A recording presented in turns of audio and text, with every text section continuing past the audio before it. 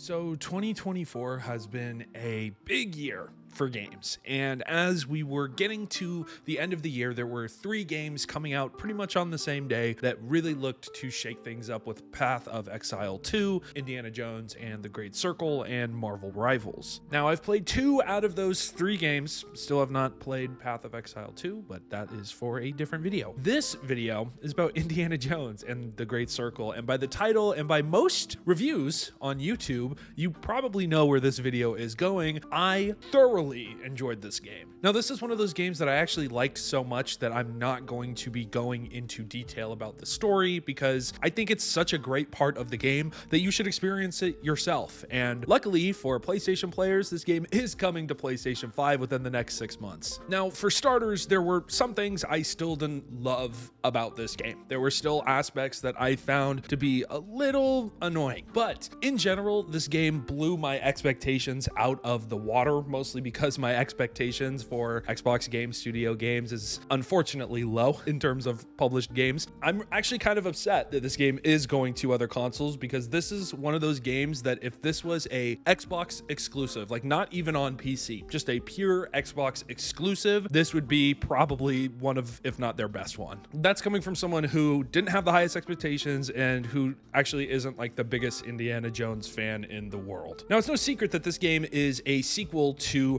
Raiders of the Lost Ark, and it takes place in between there and then one more I just can't think about. But I haven't even seen those movies since I was a kid. Like, I genuinely have not watched anything Indiana Jones. I did watch Dial of Destiny, and I did not like that movie. I was not going into this game really expecting to be as wowed by the story and by the characters as I actually was. Before the positives, let's just take a look at some of the things that I was reserving myself on and not the biggest fan of going into the game. So for starters, it was very obvious. I made it the video on the channel about Indiana Jones, and I talked about it with different people in the community. One of the biggest things that really put me off about this game was the first person aspect. I really didn't think that they would be able to really pull off a first person Indiana Jones game and making you feel like such an iconic character. Now, with games like Uncharted and Tomb Raider with Nathan Drake and Lara Croft respectively, you do feel like those characters a lot of the time. And I'm not saying that they're not iconic in their own right, but they don't have the same weight as someone like Indiana Jones does. Personally, I like Nathan Drake a lot more as a character, but they just don't in like mainstream have the same pull as Indy. So the third person for those games works really well, because you do feel like you're playing as those characters, but at the end of the day, you know that it's their story and you're playing through their adventure. But with this game, you really feel like Indiana Jones. It's actually shocking how well the first person actually works for this game. Like, you really do feel every single impactful moment of the game because you've been playing through this first person mode. And to make it even better, the cutscenes are in third person, and there's actually weird third person moments, like when you're climbing up something or when you get into some sort of jumping animation, there is like a third person camera, and I had a fear that would take you out of the experience, and it really doesn't for the most part. I think personally, I would have enjoyed this game being third person regardless. However, the first person really works, and it actually makes the game feel pretty fast in my opinion. And when it goes to third person, it actually feels like it's slowed down, which is just something I noticed. The other thing that I was worried about was going to be just the general combat, because the way they were marketing this game, obviously it looked like an action game. It looked like a adventure game, but it didn't look like a very good combat system. And although it is repetitive and that kind of knocks it down a little for me, it is really good. The bare knuckle fighting is honestly one of my favorites in a very long time. I feel probably since Cyberpunk that this is my favorite just first person fighting system. But being able to pick up almost any object and use it as a weapon, whether it's an umbrella, I almost said a ukulele, like there's a fucking ukulele in the game. It's a violin or a bottle or something. You could use pretty much anything. You can even use your guns that you pick up as melee weapons. And it's actually pretty funny. Like, I've seen a lot of clips of someone just chucking violins at people from across the level, and it works. I don't know, it just works. The voice acting done by everybody was probably my favorite of the year, if I'm being honest. The side characters in this game feel like real people, and that was one of the other things I was very worried about. I knew that Troy Baker was going to kill it. I mean, it's fucking Troy Baker, right? What doesn't that man do well? But for every other character, I was nervous that maybe they would lean into the more hammy nature of Indiana Jones, or they would be a little too outlandish. But man, everybody does really well. The villains in this game, really the main antagonist, is perfect, in my opinion. Probably my favorite antagonist of the year for a game, maybe outside of like Sephiroth. He is really, really good, and so is everybody else. Now, coming at it from I'd say a younger Indiana Jones fan in terms of age and my knowledge of the series, my knowledge is very, very limited. So I wasn't really feeling like I was being pandered to with different things. I've heard people say that like the opening of this game is a shot-for-shot version of one of the movies, and I would not be surprised if that's true, because it really did feel that way. There are also times where I feel like the cinematics are just a little too much. I feel like obviously they're really good and they work really well and they're well acted, but at times it's just annoying and it makes you want to just keep playing the game because you just want to get past the cutscenes. I skipped a few of them, to be honest, because I just wanted to get back to exploring, and that's what this game does, in my opinion, almost perfectly. The exploration of this game is incredible. I was not expecting it to be as open as it really was and give you so many different options. Even within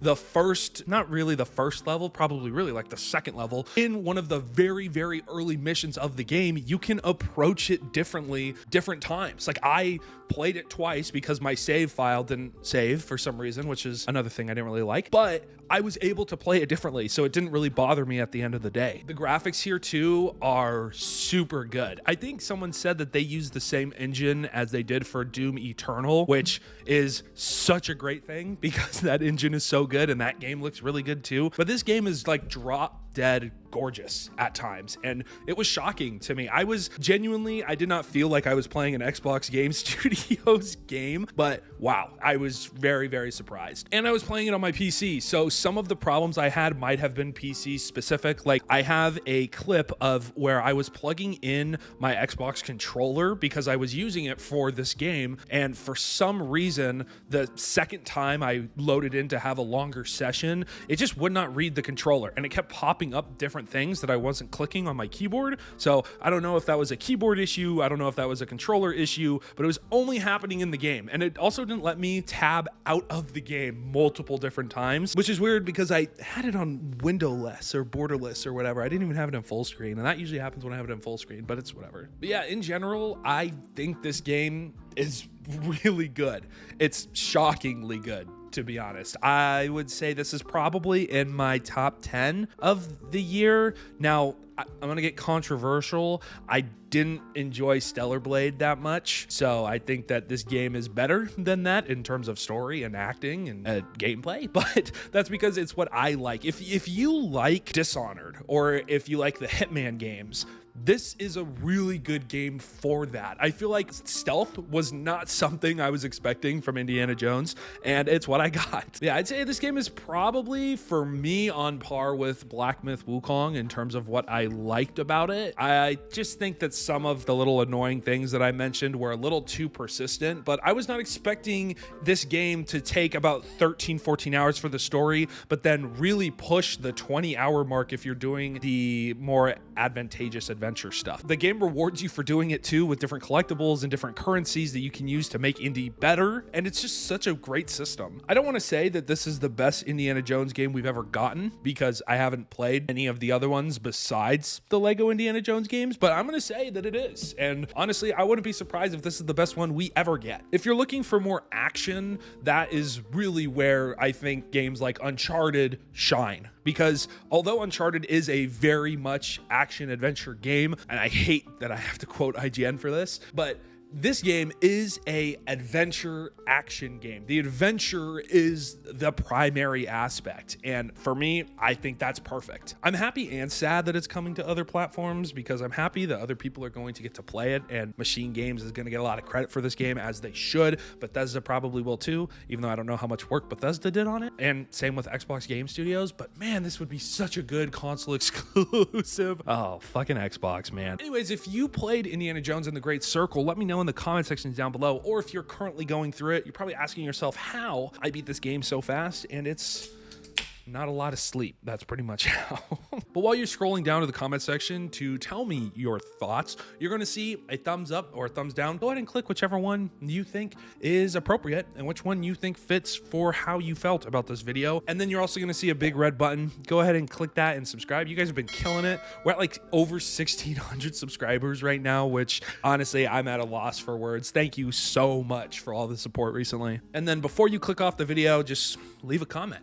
Let me know. And it's been Nate, otherwise known as Wicked, and I'll see you guys in the next video. Take care.